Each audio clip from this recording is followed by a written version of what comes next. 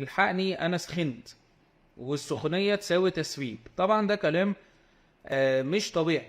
اي حد بيعمل عمليه جراحيه بيحصل له حاجه اسمها physiological response to surgery، اللي هي التفاعل الجسم مع الجراحه، التاثير الفسيولوجي للجراحه على الجسم.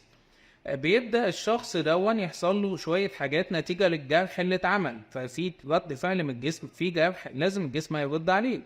فبيبدا الجسم يفرز حاجات زي سيتوكاينز، بتبدا ان هي ترفع درجه الحراره.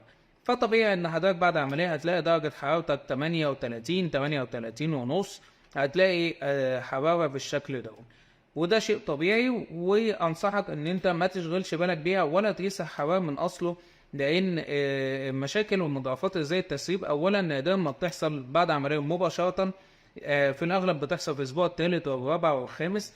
ثانيا ان هي يعني فكره الحراره مش هتعرف تشخص تسريب لمجرد ان درجه حرارتك 37 و8 شهور بدل 37 ونص او 7 او 38 او 38 شرطتين. فده كلام ايه مش طبيعي.